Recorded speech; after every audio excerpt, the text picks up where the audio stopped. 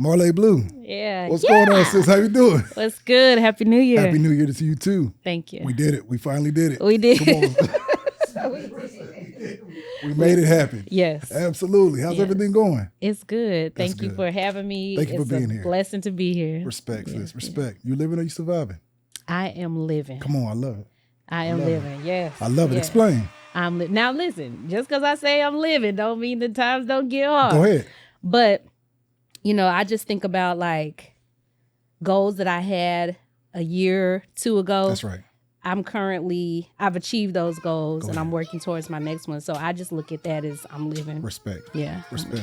It's a Absolutely. blessing. Respect. Yep, Respect. I'm waking up every morning. I'm healthy. My son is healthy. We got groceries in the refrigerator. We got a roof over our head, lights, gas, water. We're living. Come on. I love Yes. it. I love it. I love it. Mm-hmm. Love it. Welcome to the Integrity Response with your brother, CEO Khacki. Every individual sitting across from me doesn't believe in being typical, ordinary, or familiar.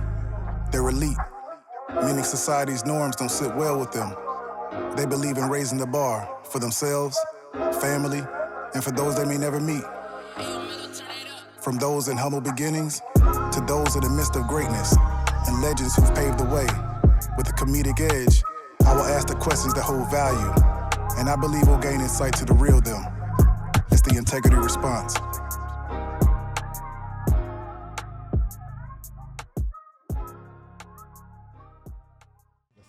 Let's take them back. So Okay. before rap, Mm-hmm. before entrepreneurship, at the age of 9, what did you want to be? I wanted to be, I started out writing. So I kind of wanted to be like an author, Okay. which I became. Okay. Awesome. Come on now. We're going to get into it. A little bit after that, I wanted to be a rapper. Wow. you Come know. on. Yeah, I was Inspired always by your rapping. brother. Yes, Come on. inspired by Now. my That's brother. what's Yeah. up. Dope. Shout out to Yeah. him. And how older is your brother than you? He's 6 years old. Okay, gotcha. So he had some age on you. Okay, Yeah, I'm thinking it was he 1 to did. 2 years, 2 to 3. Nah. So you were literally middle school. He almost exiting out of high school. Mm-hmm. So of course, all our big brothers, they rap. We all rap. We had Mm-hmm. that. So what did you see early on? Was it just the more so of the, I'm using my God-given gift. Mm-hmm. It's expression. It's therapy. Didn't realize it was at a young age. But what was it? I think it was like just the creativity of it. So even going back farther, my dad used to listen to like Warren G, Come on. Pac, Snoop all the time. So I would always hear rap. Gotcha. Come on. And then I started out doing poetry, but then my brother was always rapping. He was writing raps and he was also playing his hip hop and stuff. And then I was, growing up, like I said, listening to Pac and then eventually Trina and Lil Kim and all that stuff. So that inspired me to want to kind of change my poetry into rap. And I just always had like a passion for it. Come on. Yeah. Putting the music behind, Yeah. the melody behind what you was already doing. Exactly. Awesome. Exactly. I just like putting words together and just making different meanings and stuff. Like now as I'm older, I know that's metaphors and stuff. But as a Absolutely. kid, I just, liked wordplay. Pen. That's right. Yeah, And yeah. is it just you and your brother? Mm-hmm. Gotcha. Okay, Yeah, gotcha. yeah. So let me ask you this. So like myself, you are a military brat. Come Yeah, on now. Come yeah. on. So you actually started off, you was born in Austin, Texas. Yes. And y'all moved like military brats do to Tucson, Yes. Arizona. Yes. So when you were there, you only lived there till about roughly 8, 9 years old. Yeah. I was almost turning 8 and then we Okay. moved out to Warner Robins. Gotcha. Yeah. And that's Air Force. Yes. Gotcha. So a lot of black men, your dad, he was one of the, not say pioneers, but the early men at that age, my dad, they was all Army. Yeah. He took on the Air Force. He took you on don't the Air hear that a Force. lot in the, Yeah. the baby boomers. Right. Gotcha. Right. So what kind of experience did you have growing up as a, military kid? I just know like my dad used to work a lot. He was in the military, but he also worked a second job too. So Okay. he was a hard worker. Come I do know that I don't remember this, but my mom told me that when I was born, he had to leave shortly after I was born to go on assignment overseas. Yes. So he missed my first birthday. Gotcha. He missed my first steps and stuff like that. Same with my dad. Yeah, Absolutely. but that's the unfortunate that's part what you about don't, it. you weren't there to reckon that you didn't Right. understand it, but they was Yeah. on deployment early on. They had to make those sacrifices. Absolutely. But outside of that, I just remember my dad working hard and pretty much just him working hard and we lived on base in Arizona. Okay. So I remember like being close to people. Then when we moved out to Warner Robins, we moved Right. off base. So we had we were in an actual kind of neighborhood because Gotcha. on base is almost like duplexes. Absolutely. That's Yeah. exactly what it was. Yeah, Absolutely. exactly. The townhouse before the townhouse. Right, the townhouse before the Absolutely, townhouse. Absolutely. And you actually, so growing up in Warner Robins, you know, Mm-hmm. at this time, the city was, in a sense, it was growing. Oh, It yeah. was still country, but it was growing. Yes. Come on. What was it like growing up there, you and your brother? I remember the night we drove into Warner Robins because we drove a U-Haul from Tucson to Warner wow. Robins. 3 days, Come on. 2 dogs, Come on. Come on. a U-Haul and a Go car. ahead. It was crazy. And I was 7.5. So I'm like, are we there yet? Right. No. Are we there yet? But No. when we pulled in, it was something o'clock in the morning. And I just remember it was so foggy. And back then I was reading those Goosebump books. Classic. So when we R.L. pulled in, Stein. I was like, oh, Lord, we straight out of Goosebumps movie. True. And hence, that's where the Arthur came from. No, Yes, no. right. Could Could have been. Could have been, right.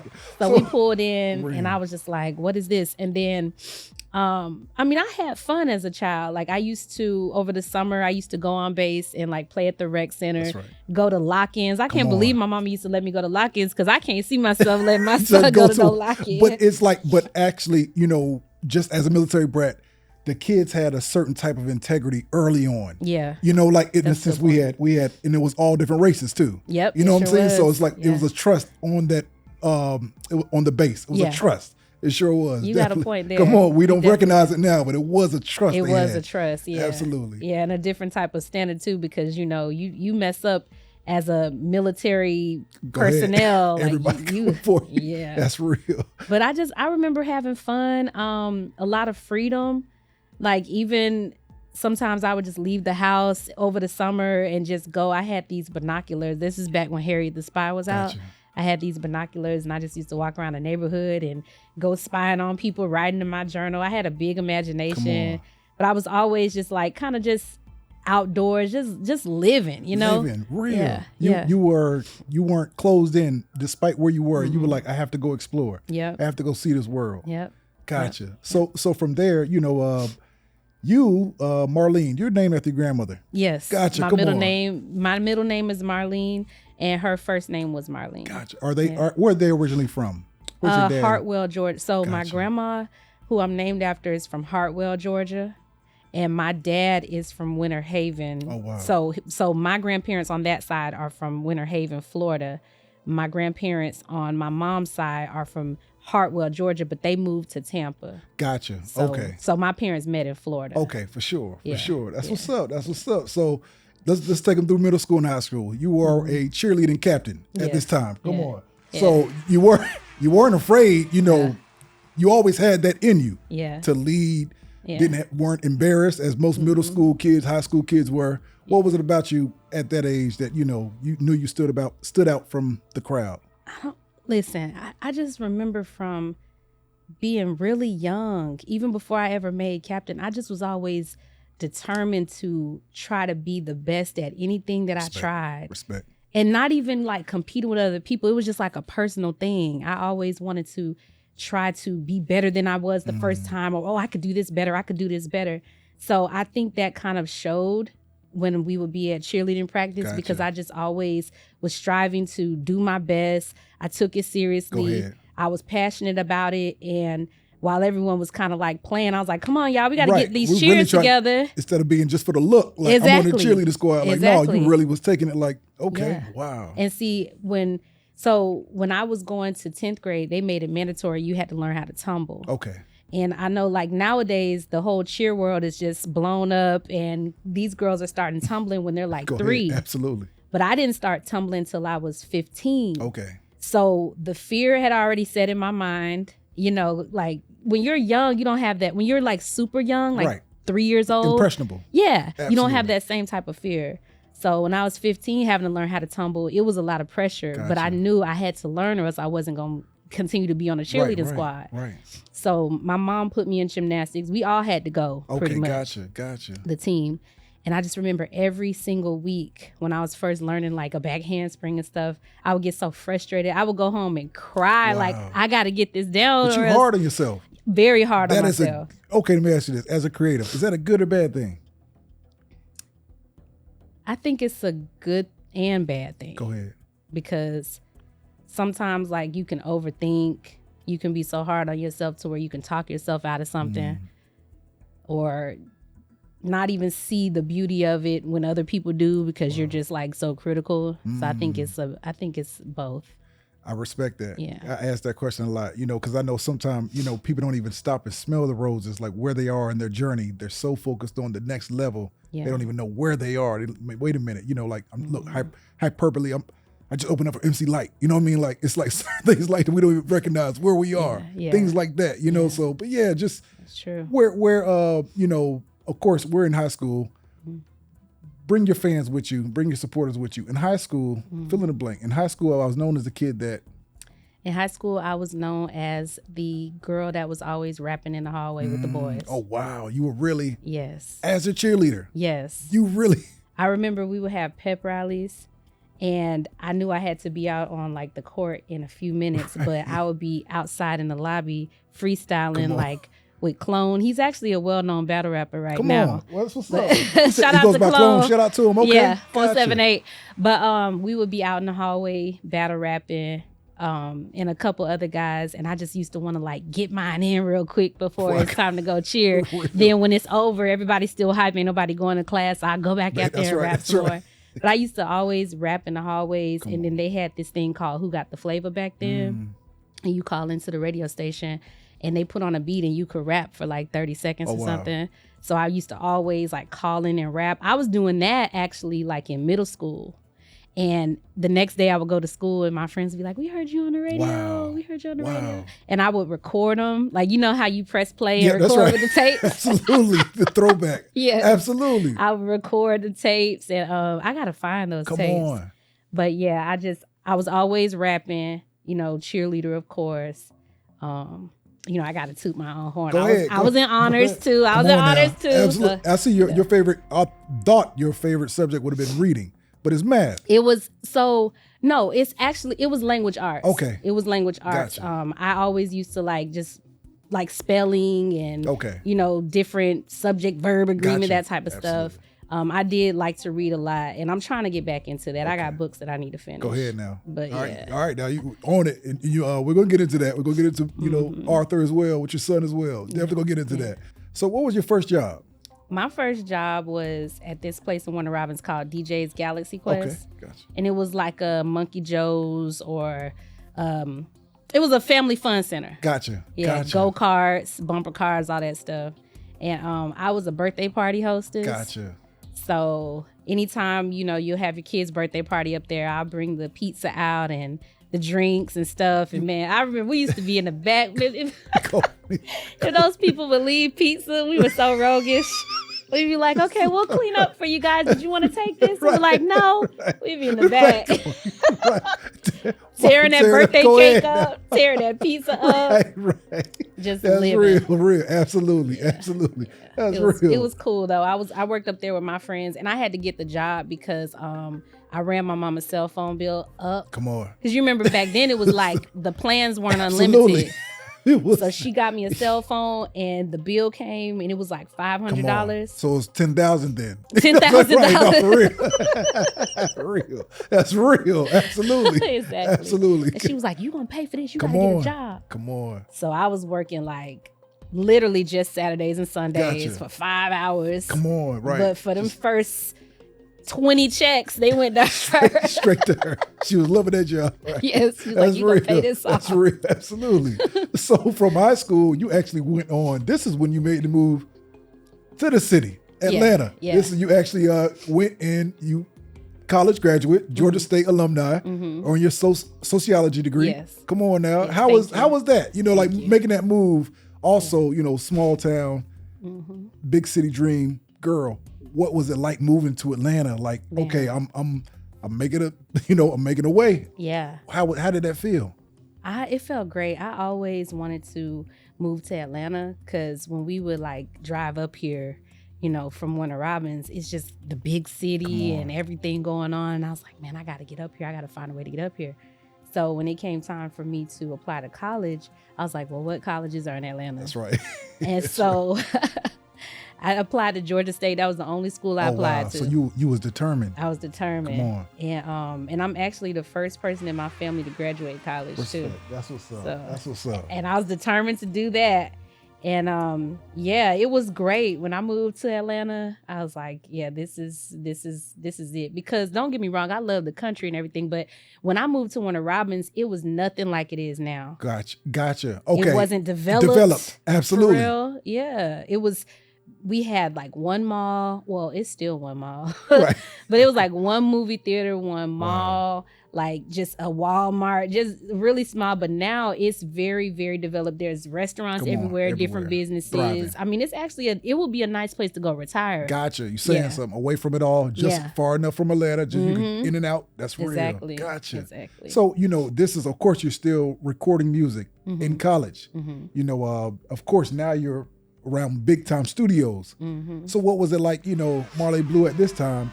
Was it Marlé Blue at this time? I'll get to those names as well. This was, let me make sure I say it right. This is Miss Tiffany at this time. Yes. Come on now. Miss Tiffany. I was Lil Red in first. middle school. Okay, gotcha.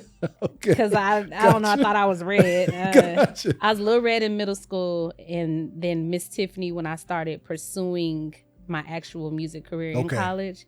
And my neighbor back in these apartments I used to stay in, he did music. So I remember I asked him, I was like, where can I go record? I want to record a song.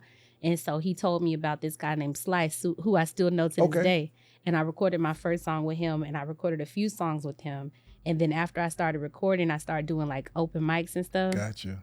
And sometimes I just go to the open mic by myself. I just wanted to perform so bad. And you didn't have that fear. What was it? What is it about you? You don't, number one, I know men who have the fear of like, man, I ain't getting on that stage. Like, I'm dope though. You can find me online. What was it about you? Like, from hostess to cheerleading, captain to, what was it? What is it? Who instilled that in you? Was it mom, dad? Who was it that you get that confidence from? I don't know. I remember being like little. And this is when we lived in Arizona. And I remember, matter of fact, it was a Martin Luther King Day in the park type of event. Gotcha. And they had all the kids on stage dancing. And I remember I asked my mom, could I go on the stage and dance? She's like, go ahead. And I just liked being in front of the crowd. I liked performing. And then even in high school, T.I. came to Macon. Come on. And I probably shouldn't have been on stage then. But they were like, we need some girls up here. I hope I don't get T.I. Come on. They're going to be like, she was in high school. But no, go ahead. But that's how it was. He was young too. He was 21. Exactly. Absolutely. Exactly. They're like, we need some girls up here to turn it up. And I remember I got on stage and I was dancing at the T.I. concert. I just like being on stage, just performing. Wow. But I do get nervous right before I perform. You like turn into someone else. Yeah. Once the lights are on. Once I'm on stage, I don't even feel any type of nerves. Wow. But right before I go, I feel it in the pit of my stomach. But on stage, I do feel like a different person. Wow. Yeah. Yeah. You can't accredit that to anyone. I try to ask that with a. I can accredit that to my mom because she never tried to hold me back. And even though my mother is she's not like a outwardly front and center type of person. She never tried to like impose that on me. Like, no, girl, you're gonna look crazy, or come on. Like, she just let me shine. She didn't clip your wings. She didn't clip my wings. Respect. So I definitely can credit that to my mom. That's dope. Yeah. I love it. Shout out to my mom. I love it. Let me ask you this. So, have you always known you were born for music entertainment? I feel like that. Come on. I feel like that. I remember being just real little and just always singing. And, like I said, I eventually started writing raps. I always wanted to dance. I always wanted to perform. And I mean, what really got me started pursuing it as a career, because at first I was thinking, well, let me go to college and do something practical because it's not really practical for women anymore. Gotcha. But then when Nicki Minaj came out, tore the door off the industry. It was like, wait a minute. Like, yeah. And she came out when I was in college. So I was like, this is I could possibly do this. And she made her name, and most people don't know, she made her name in Atlanta. Yep. And then, you know what I'm saying? Yeah, And then blossom. Yeah, she did. Wow. So when I saw her doing it, I was like, you know what, let me give this a try, because you got to think there was a space between the early 90s, late 2000 female artists and Kim, then her. Yeah. Absolutely. Yep. It was Kim, little Kim. Mm-hmm. And then we had like a transition to where it wasn't really not rap. Mm-hmm. We didn't really have that strong force, you know. And then it just blew up. Yep. It just blew up. But you're right. Absolutely right. So she inspired me to like pursue it as a career. And then that's when I started, you know, recording music. And then I remember I did this showcase, and I want to say P Brown, but I don't think it was P Brown. Lady Shack. Do you know Lady Shack? I don't. Shout out to Lady Shack. She's from Florida, okay, I believe. But she introduced me to Bolo. Do you know Bolo? Bolo? Yeah. Come on now, absolutely. Yes. Come on. I performed. I was at that open mic by myself, and I performed, and she introduced me to Bolo, and she's like, you need to work with her. And this was like early on. So she had pulled to tell Platinum Recording Bolo, yes, you need to work with her. Come on. So we started working together, and we built that relationship. And I was just on the phone with him yesterday, asking him who prepares his taxes, because he got residuals, don't he? Yeah, he got does. some residuals. I want to file my Airbnb taxes. Come on. Like, who files it? But that's my homie, is what I'm saying. Respect. Ever since then, but yeah, wow. Yeah, I just wanted to take off and pursue my music as a career, pretty much because I saw, like, you know, it was possible. Nikki, and then female rap just started taking off after that. Gotcha. Absolutely. Mm-hmm. How has this journey been? How do you rate this journey currently? Let me ask you this before you answer that. 2026, currently, what do you rate your grind, scale to 1 through 10? My grind. Okay, so if we're talking about music, I have been laying low, because for the last year, I took a break. I've been recording, but I took a break from actively, like, performing, releasing, because I went and bought my first investment property, and I turned it in. Ain't gonna skip past that. Okay, all right. Now, how you know, like it's rap recording. This is all everything. You know, I'm thinking back to the sociology degree. All these are milestones. All these are stacking chip steps. You know, like you're not. Rap isn't all the end there be all, is it? No, it's not, but it is my passion, because even though I've put like all of my energy, blood, sweat, and tears into my investment property, which is now an Airbnb, over the last year, like that took a lot out of me, because I'm also a mother at the same time. You know, I also work a 9 to 5. I know some people try to give this facade, like they just know, because I got things to do. I love that. So even though like I've been putting all my energy into that, I have really been missing like performing, releasing music, doing my Marlé Blue thing. Gotcha. So I'm back in that mode. Come on. I have songs I'm ready to release, new music. Absolutely. And yeah, but my grind, if we're talking about music, it's been a little, but just overall in life, go ahead. I don't stop. Go ahead. I don't stop. I love that.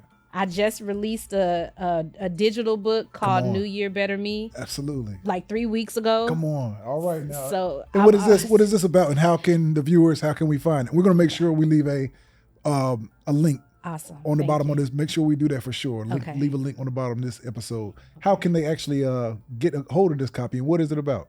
So New Year Better Me is just about like focusing and locking in. It's a journal. So while I give my perspective on like tips and things to reach your goals and kind of like a layout, but it's pretty much like a self-help type of deal. So you have to hold yourself accountable. You know, you gotta, like, I have Bible scriptures throughout, I love throughout the journal, so you can just focus. But there's a journal page for each day of the year. Oh, wow. So it's a 365. You have to hold yourself accountable to log every day. You do. But and even if you don't buy it and don't buy it until the middle of the year, or if you don't start, you can still start at the point that you're at and do 365. Gotcha, for sure. Yeah, and if you like miss dates, you can pick up and do it. But it's pretty much just a book that's trying to help. And it is geared towards women, but men can do it too. Absolutely. But just trying to help women like just lock in and focus and reach their goals and not get distracted. I love that. Yeah. Speaking of distraction, we spoke off camera regarding you not drinking hard alcohol, things like that. Was this part of your journey where you're like, no, in order for Marlé Blue to change certain things, I have to be a certain way? Is that part of the journey as well? Yeah, so a big part of my journey lately has just been getting closer to God. Respect. And I do like a good cocktail. Come on now. But Come on now, right. but I'm trying to shed certain layers of me that I don't think are going to be beneficial to my journey going forward. So, I mean, they did drink wine in the Bible. So I do still take a sip of wine here and there, but I'm trying to really, and at one point I did stop drinking, then I started back, liquor, but I'm taking an O2 stop period. Respect. To stop period. But and I ain't judging nobody who does. Absolutely. At all. Cause like I said, I do like some good cocktails. Come on now, real. But I just want to take steps to get closer to God and do what I feel in my heart I need to do to make that happen. So I love it. Yeah. You actually had a heartwarming, heartfelt post on Instagram. You was getting baptized. What did, and I've been baptized at least 6, 7, 4 times, That's how okay. they say growing up. I'm just saying but Yeah. how did that journey, how did you know this was time I needed to, shed, as you said earlier? How did you know it was time? Well, I had gotten baptized when I was 12, but this time my son kept asking me, I'm about to get emotional. Come on, sis. My son had been asking me to get baptized. He's 9. He was 8 at the time when he got baptized. Gotcha. And he just kept asking me, and I was like, okay, baby, I'm going to schedule it. And then, like I said, I've been, reading the Bible more, trying to take my walk. So I was like, And then I heard God tell me to get baptized with him. Respect. So that is what brought me to get baptized again. And we did it together. And I'm just so thankful for that, because that was a very beautiful moment. And I had never gotten him christened or anything like that. So that was his first, and he asked. Awesome. He was ready, and to be able to do that with him, that means even more. I love it. That's awesome. That is awesome. And he holds me accountable. If I slip and say a cuss word here or there, if I'm on the phone, he'd be like, "Mommy, stop cussing." Go ahead. No, that's right. I love it. I love it. Like it's a day by day thing, Jordan. That's right. Absolutely. Yeah. How is that? How has motherhood changed you as a person? As a recording artist, how you see this world? How has he changed you? Oh man. He's changed my life for the better. I know my life before him, but I'm just so thankful that God blessed me with him. He is the best thing that ever happened to me. And he has helped me to mature.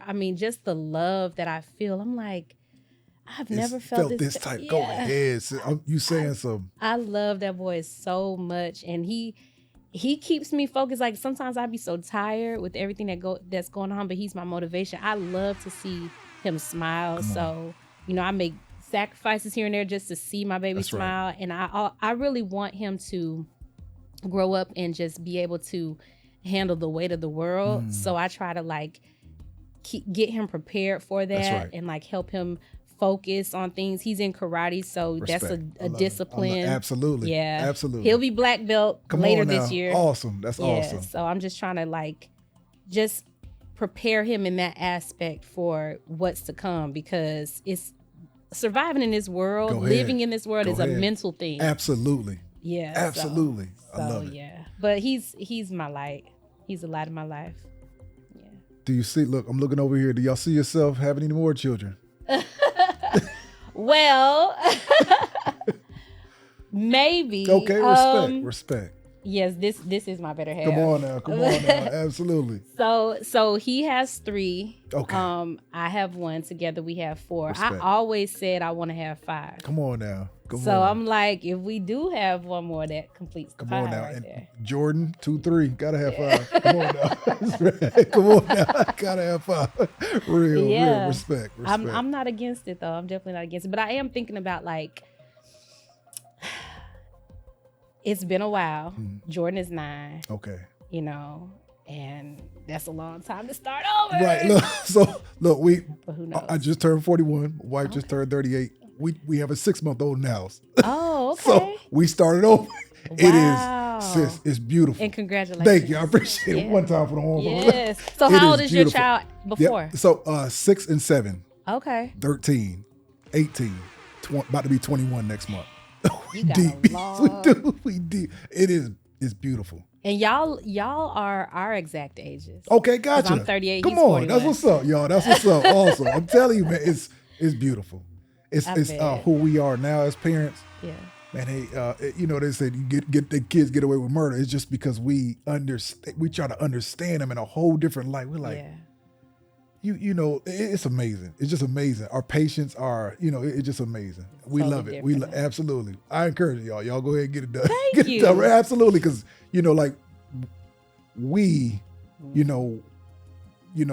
be fruitful, but God knows what he's doing. He knows what he's doing. Our daughter, we're like, okay, all right, God, you showed your hand with this one, but we know exactly why she's here. We know why she's here. Sweet. Absolutely. That's beautiful. And I keep this clock on 444 before she was born.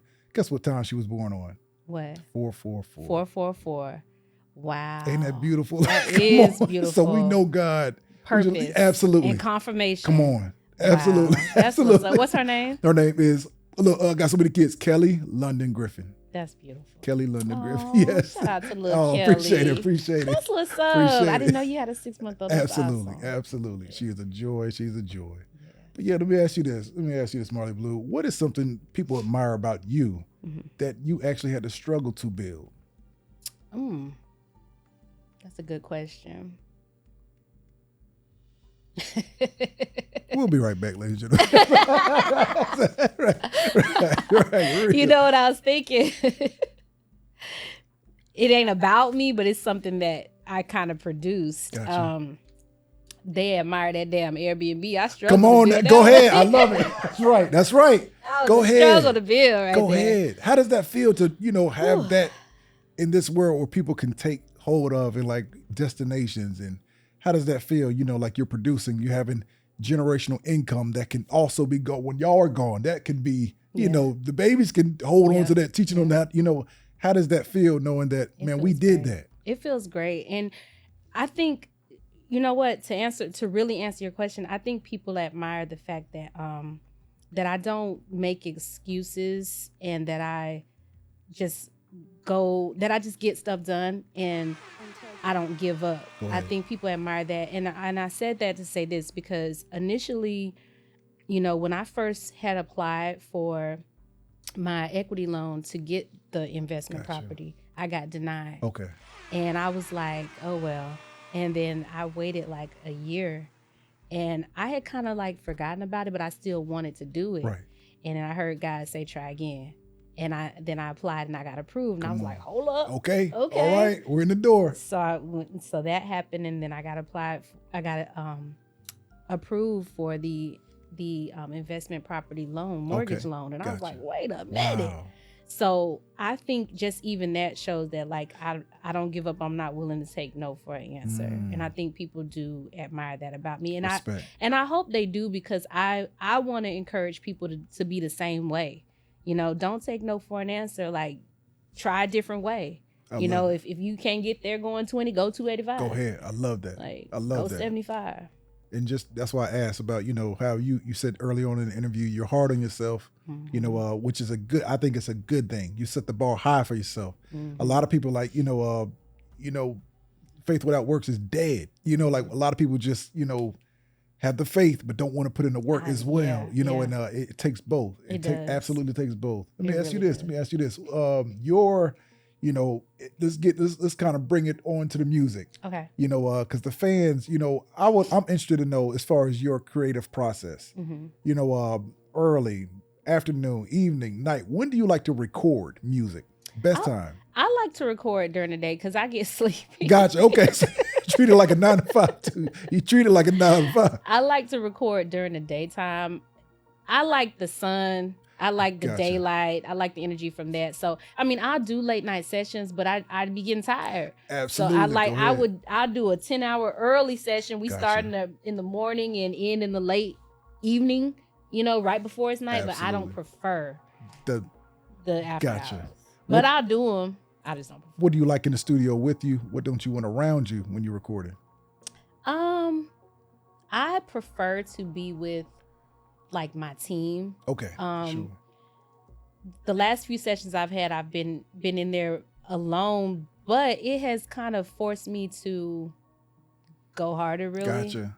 Because with my team there, you know, I'm listening to a lot of opinions. Absolutely. And then also I'm kind of, sometimes it could be like a little crutch because my strength is verses, but then my team, their strength is, when they're helping me, is the hooks. Gotcha. So I've been having to like go harder when I'm in there by myself to get those hooks together. Understand. Yeah, I have to lock in. Absolutely. 2024, you know, outside. That's how I became very, you know, known to your music. Of course, with Vito, you know, but you had a summer anthem. You know what I mean? Thank you. So how was, you know, like that song was just, and it still goes. It's still, you know what I mean? Like, so that fun, that positivity, that, you know, like, no, we outside, you know, like, hey, we outside.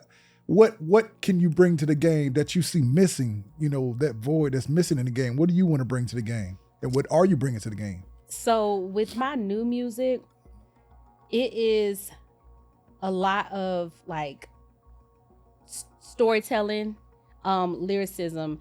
I'm kind of shying away from just I'm not going to say like empty, but kind of like just like the baseless songs. Gotcha. That's just kind of, I want to have more meaning. I want people to connect more with me as an artist and like just really tell more of my story. And then also as I'm walking closer with God, like I want that to reflect in my music as well. I want to try to get to the point where I can just feel like every record that I make is just a feel good record without having to touch on anything that is like off of my moral compass in any way. I got you. Integrity first. Yes. Respect. Exactly. Respect. Exactly. How has that journey been, knowing that, because you know what you're competing with out here. Uh-huh. You know, so, woo. It's like you say, empty. It's a lot of empty souls, a lot of emptiness out here. How do you, with integrity, you know, of course, you using your God-given talent, music changes how people feel day in and day out. How are you using that in this new realm? How does the sound change? You know, like, how does the producers change? What has changed that you've noticed?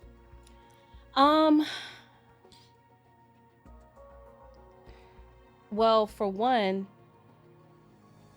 you got to get away from, I call them the twerk beats. Gotcha. Because they just automatically gonna lead you. And I'm not saying that you can't twerk and everything like that, but I don't want to get locked into, okay, this song makes me want to shake my ass, and so now I'm talking about shaking my ass. Like, I'm trying to lock in with sounds that sound more, okay, I can vibe to this, I can tell a story to this. Absolutely.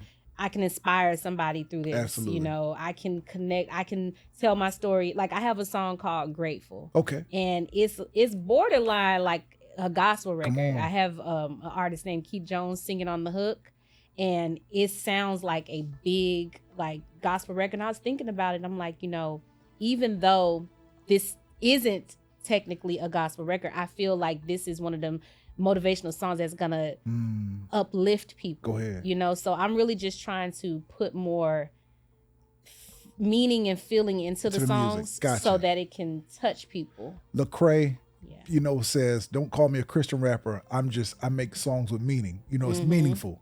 Vito, just 2 days ago, Vito had 1K Few in here, who is also a recording artist with meaningful sounds. You know, like they would label him a Christian rapper, but how, you know. Have you thought about, you know, even, do you feel like God is pushing you towards, you know what I mean? Like, how do you feel?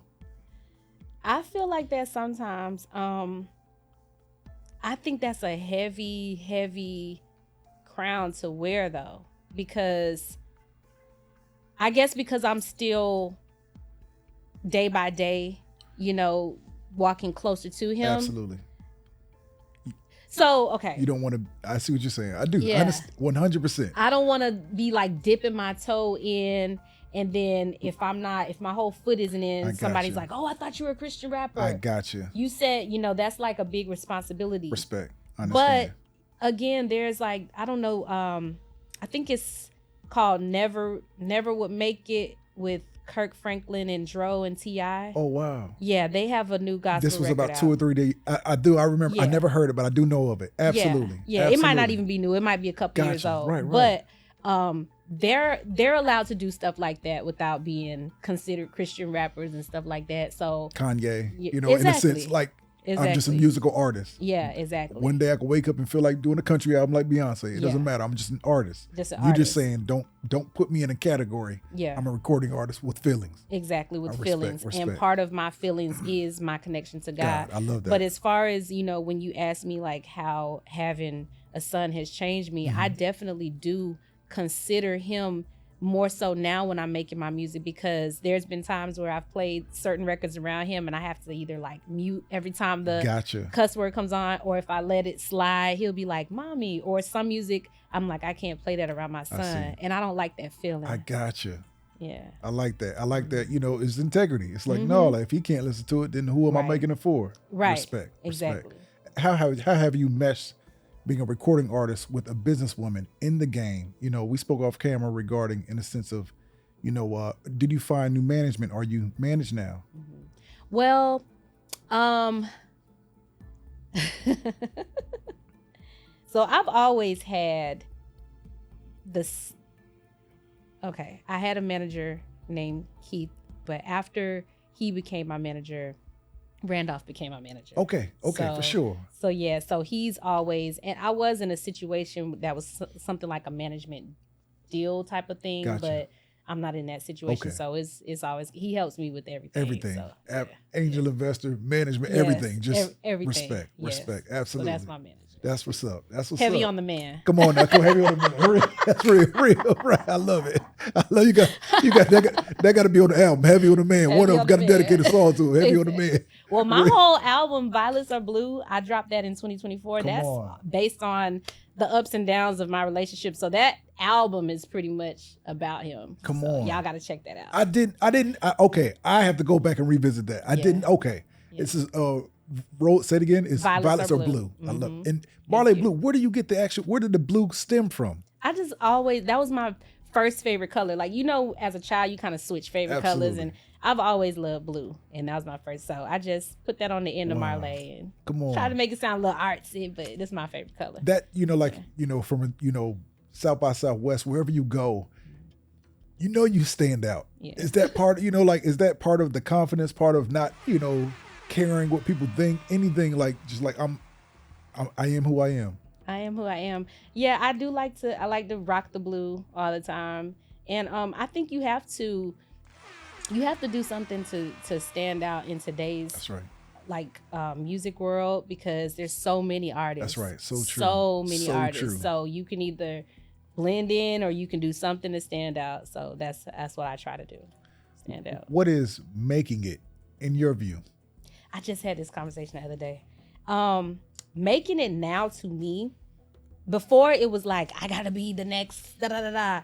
No, making it to me is if I can make a decent amount of money and live comfortably, then I'm good. I don't have to be like Kanye status or Beyonce status or whatever. And honestly, I don't know if I would even want that, because I want to be able to. I still want to go make my Target runs. I want to go to Walmart. Like real. Like you saying something. Yeah, but there's people who like LaRussell. Absolutely. He's doing it on his ahead. He's independent. He's still, you can reach out and touch him. Absolutely. Like he ain't going to get bogarted if he's going into Target or something like that. True. And he's doing very well for himself, and he has a large fan base. Absolutely. That's and all the money's coming back to him. Yes. Go ahead, real. Him and his team. And his team is not the same type of team you'd have to deal with at a label. That's right. Being in the 360 deal and all that stuff. So LaRussell has a level of success that I would aspire to have. Respect. Mm-hmm. Your tribe, having your own tribe. Mm-hmm. And how is that, for the fans, for the new fans watching, how has that been, this journey, building one fan at a time? How has that been? Like, just everywhere you go, everybody gravitates towards you. How has that been? And before you say that, just I got to see you perform live. This is at Vito's 100th episode, for the podcast, and you just captivated the room. You captivated the room. So I just want to know, like, how does that feel? Like, just from it could be small rooms, big rooms, crowds to stadiums. How does that feel, knowing that people are inspired by you? Well, first of all, shout out to Vito. Come on, He's shout out always to him. giving Absolutely. opportunities and always looking out. It's That's good right. dude. But it feels good. It feels real good. You know, every time I perform and get off stage, you know, there's somebody that's telling me like, oh, you did a great job. Or even when I opened up for MC Light, I had people from her fan base coming and giving me props and stuff. And that was crazy. Wow. Come on. So just, it means a lot to me because I do, like before I perform, I rehearse at home. Okay. You so know, you really, yeah. This is, so I practice in the mirror. You know, I think about what I'm going to say and what I'm going to do on this part. So I do take pride in how I show up. Absolutely. And so just having people appreciate it and support me, it does mean a lot. Like I don't take any of it for granted. And then sometimes I'm like, man, I can't believe like I've really come this far just from a dream. Come on. You know? Or, absolutely. You know, it's cool. Are you aware where you are at your stage in your career?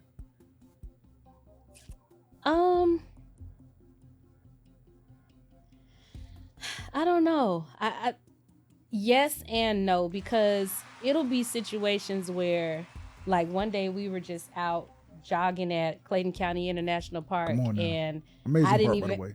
I love that part. I know, I love it. I can't wait till it warms up.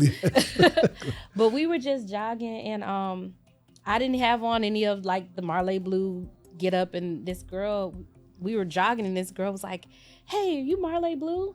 Wow. And I was like, yeah. Right. And then I was like, do I remember? And I don't think I remember, like, I don't think she was from school or anything like that. So when it's something like that, or there was another time shortly after I had my son, I went to Benihana for my birthday.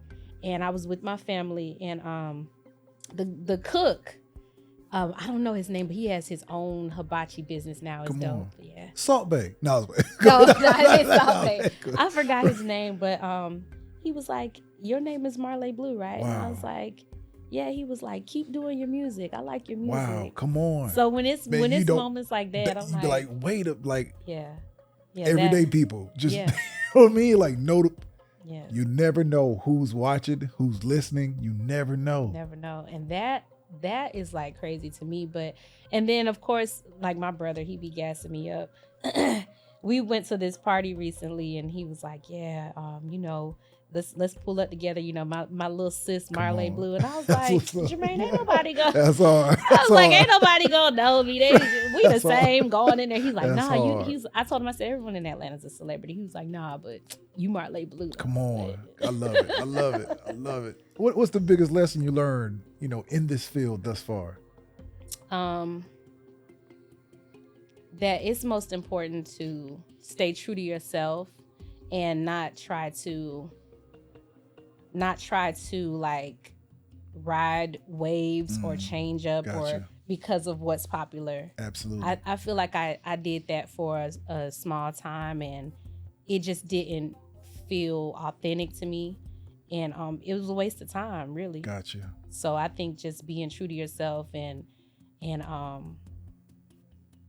also too, knowing who you are and not listening to naysayers and stuff. Because I used to work with this producer a long time ago, and I still know him, so I ain't afraid to say it. I say it to his face. Right. But he said one time, like, you should never sing again. And this is before I had like voice control and stuff, and my voice wasn't as strong as it is now. And I'm not saying I'm Beyonce or nothing, but I can hold a note better. Absolutely. Yeah, and I've learned that through recording. But this was in the beginning. And if on my Violets Are Blue album, I'm doing a lot of singing on there. So if I would listen to him, I would have shut that part of me down. Ahead. And I'm glad I didn't. Respect. Yeah. Respect. Period. And it's ladies listening right now that actually they needed that too. Because a lot of people get shut off early and like, nah, someone tried to shut off my, you know, my grind but look at me. I'm gonna still proceed. I'm gonna still do it. Exactly. A lot of people go through that. Exactly. And it could be somebody of an influence that you like or has more stature. You're like, well, if they said it, then it must be true, you know, but yeah, that's real. And there's this girl who I was in the 478 Cypher with. Her name is Key Karma. And I just saw her post this yesterday. So if you're watching, I want you to listen to me. She made a post about saying like, y'all begged me to come out of out of like hibernation to release his music, and now y'all aren't supporting me. And she was just really hurt. You could tell. You need to not focus on them. If you want to do your music, then you need to lock in and do your music and not worry about who's not supporting you. Go ahead. Lock in with the people who are supporting you. I used to do that too. Like, dang, it's only this amount of people only came out, or and they act like they don't worry about who's not supporting you. Appreciate the ones that are, and don't let support or not support determine what you're gonna do. Go ahead. Just keep doing what you're going to do, because your fan base is going to grow. Your supporters are going to grow based off of you believing in you, but you don't need other people to believe in you for you to believe in yourself. So true. Yeah. Wow. I love that. Absolutely. Absolutely. Marlé Blue, in this world, let me ask you, who is your hero? Who is my hero? That's a good question. Well, I would have to say my parents in different ways. They have always supported me. They have, and it ain't, of course, with the parents and the kid, the parents and your kids, it's not always gonna be peachy. Absolutely. So, but outside of everything that we've gone through, my parents, because they've always been there. They've always been my rock. They've always been encouraging. They never once told me, oh, that's a far-fetched idea. You're going after music. They've always just, any type of crazy idea I come to them with, they're always like, cool, go for it. I support you. I'll be there. They show up for me.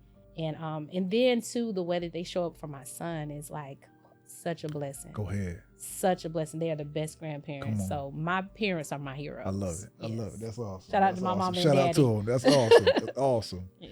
Who in this world knows you the best? Randolph. Shout out to Randolph in the building. Honorable mention, Randolph in the building. he knows me the best. Come on, for I sure. love it. I love it. Yeah, we've known each other for the past 6 years. Come on. Almost a little bit longer than that. 7 years. 8. Can you cue LMA Shot Clock? It's right. Okay. That song. Sure, that's y'all. I love it. That's real. But anyway, that's what's up. Yeah, I would say he knows me the best, especially in this period of my life. Like, I share so much with him. Come on. I cry to him. I bounce ideas off of him, just everything. So, yeah. It's good to have somebody in this life that you can, win with, someone that understands you, the good and the bad, build with, lose with.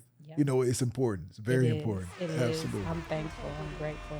In a perfect world, just say you had 6 more hours in a day, 30 hours in a day. What do you wish you had more time to do? I wish I had more time to figure out ways to make money. Okay. All right. Gotcha. Right. So, right. Yeah. Go ahead. Absolutely. But not just like, so, with social media being popular, there's so many things that may pop up on the algorithm that are like popular ways. Absolutely. I want to try to find out ways that aren't popular or that aren't very well known or saturated.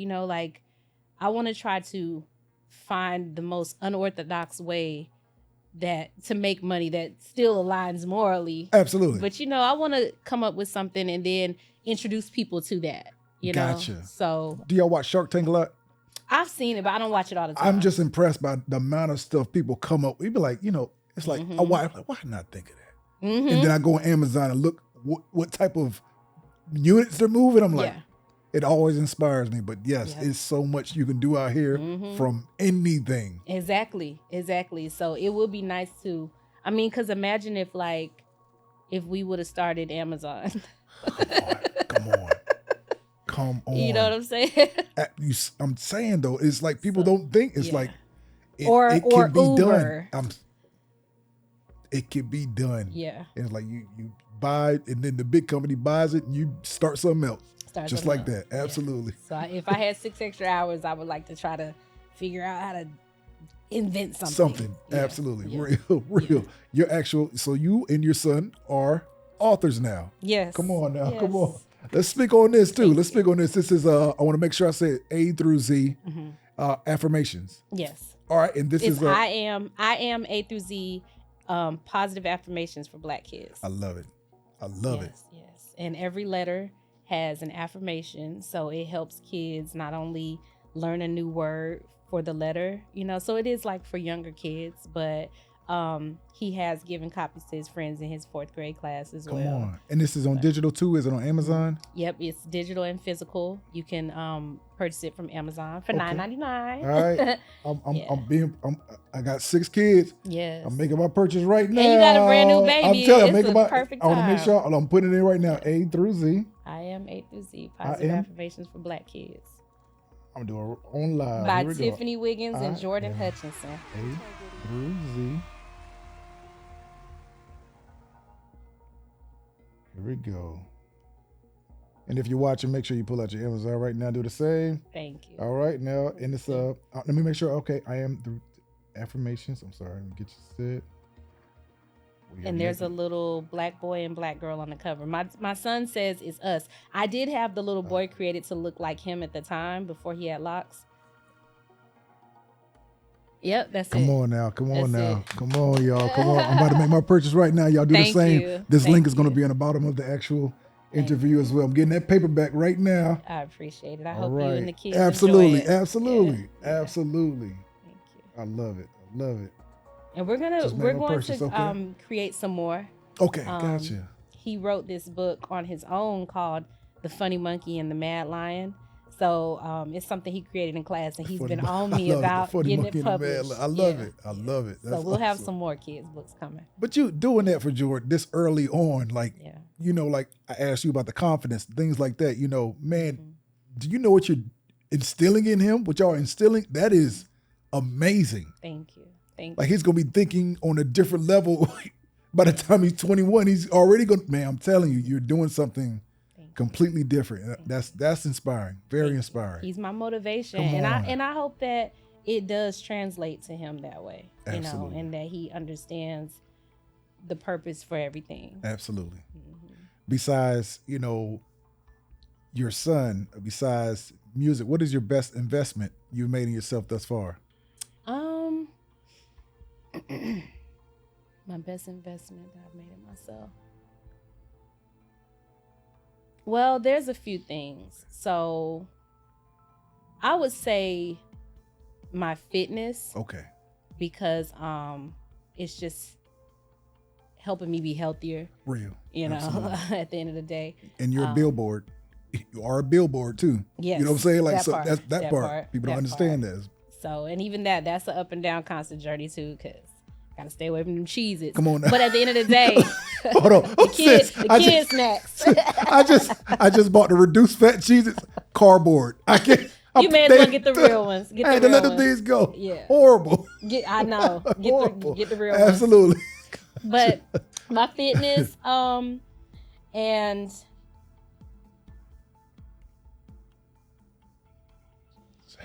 Just health. yeah, just health. Because I want to be here as long as I Come can. on. One of the prayers that I always pray is like, God, please let me be on this earth until Jordan is old. Come on. I love that. I love that. Because I don't want him to have to navigate life without me being here, even though I know he'll be in great hands. Absolutely. But still. But yeah, I would just say my health, and then also just stepping out and just trying new things, like with the book and with the investment property and that type of stuff. I know that, these are things, like you said, I can pass down to my kids. That's right. And, so really just stepping out beyond what I see around me. Absolutely. And just betting on myself every Come on. time. I love that. Yeah. I love just betting on myself. Betting on myself. I love that. Yeah. Take your fans, take us with you. Music off, driving down the highway. What's normally on your mind? Man, there's so many things. Go ahead. I think I have like the mind of, well, I don't want to say that because I don't want to offend no demographic of people, but Okay. I always say I think I have adult ADHD now. Come on. Because my mind be over Oh, here. right. It's like I got to get my life right with the Lord. 10-piece lemon peppermint. Right. What's my son Jordan doing right now if he ain't with me? How can I make some more money? Right. I got to get more sleep. Go So ahead. it's just a bunch of things, but I got to make it in this music. Come I on. got to be in the studio more. It's it's all type of things all the time. But I do have this thing about me where like my mind is always going, and I'm always trying to figure out like what I could do next, or what I'm doing now that I could do better. And I just don't really know how to shut it off. That's a good thing though. Yeah. It's a really good thing. I thought I had a problem. No, I talked to a lot of, you 205, I talked to a lot of creatives. Their mind goes, y'all minds go constantly going. Yeah. And that's what fuels this world. The creatives. Yeah, I mean, like, true. absolutely. That is absolutely. very true. It is constantly, even when I'm trying to lay down and take a nap or go to bed, it's constantly just going. Real. Yeah. And we're almost out of here. I have a few more questions. Okay. Is it better to be loved or respected? Respected. 99.5% of my guests have said respect. Mm-hmm. Explain. I think if you respect someone, then I kind of feel like it's a simultaneous love thing. But it also depends on just in what context you're talking about. Gotcha. Like if you're talking about a relationship, respect, because respect will keep you in with each other, locked in with each other, and it'll keep you out of a lot of things that shouldn't be. I never heard it put like that. Yeah. It'll keep you out of certain things. The respect will keep you out of certain things. That's real. It'll keep you out of certain things, and that in turn will keep you guys locked in together. Absolutely. So the love will be effortless. Exactly. Come on, I love that. But even still, like, I think everybody wants to be either seen, accepted, respected in some sort of way. So even if you don't agree with somebody, you can still respect them. That's right. You know, you don't need to love everybody, but I think everybody deserves respect as long as they're giving it. Absolutely. Yeah. Absolutely. Yeah. Time or money? Which one means most to you? It depends on the day. If we talking about the first of the 15th, I need that money on. Ladies and gentlemen, Marley Blue. It's real. That's real. I need that bits on the day. If it's the first of the 15th, that's real. That's money. Real. Come on now. That's real. But say, hey, what are we here to do? Exactly. That's real. Go ahead. Gotta pay these bills. Go ahead. But time. Yeah. Absolutely. Mostly everybody says time for sure. For sure. Let me ask you this also. With time or money, get my question right. When it's all said and done, what would you want your legacy? What would you want for it to be? I would want my legacy to be, for when people think about me, I want them to think about a person who never gave up on themselves. Come on. A person who led with love, and a person who put God first. Because of course, there's things that I aspire to accomplish in life, but I think ultimately us living is just a test for what's to come. Absolutely. So, while you're here, just think about what's going to get you to the next level of life eternally. That's right. I mean, eternity. You might want money now and do something that's not aligned with God to get it. And yeah, you might have the riches now, but then you're going to pay for it later. At what cost? Go ahead. So, what profits a man who gains the world but loses his soul? Go ahead. So I want people to know, like, when they think about me, that I never sold out. Go ahead. I kept my morals intact. I never gave up on myself. And I led with love. And another thing that I always pray about is like, God, please let your light shine through me and let people see you in me. And I'm working on that. Absolutely. God ain't through with me yet. Come on, I love it. Respect. Yeah. Respect. Yeah. Your legacy, your happiness. Yeah. Which one means most to you? My legacy or my happiness? I would say right now my happiness, because I need to be happy in order to be a good mom. My peace, I need to be able to have peace, happiness, so that I can reflect that on my son. Respect. Yeah. Because Absolutely. when I'm having like a day, or if I'm going through something, I don't even like to have that energy around my child. Go ahead. Go ahead. You saying something. Absolutely. So my happiness. Yeah. It's a lot of people who left a legacy who wasn't happy. You know what I mean? Like, exactly. Absolutely. Exactly. That's a good point. Marlé Blue, it's been a pleasure. It's Sis, been we gotta do great. this again. Thank you. You know we got to do this again. Thank you, Khacki. Please let the fans know what you got coming up in the first quarter of Okay. 2026. Okay, so I have new music that I'm dropping, and it is great. Come on. I also have some tiny desk type of things that I'm gonna that's do dope. for my Violets Are Blue, because that album is still great. Come on, sis. Like don't give up.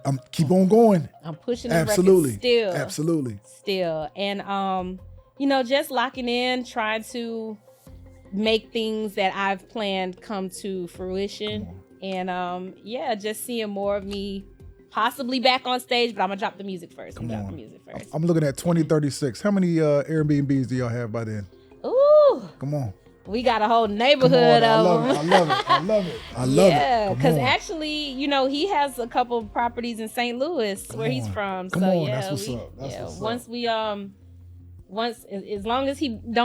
as long as he beats this shot clock, we can go ahead and make this thing official. Come on now. That's what's up, y'all. That's awesome. And take things to the next level. Absolutely. Yeah. Absolutely. But yeah, just more music and a different type of vibe. Respect. Yeah. Respect.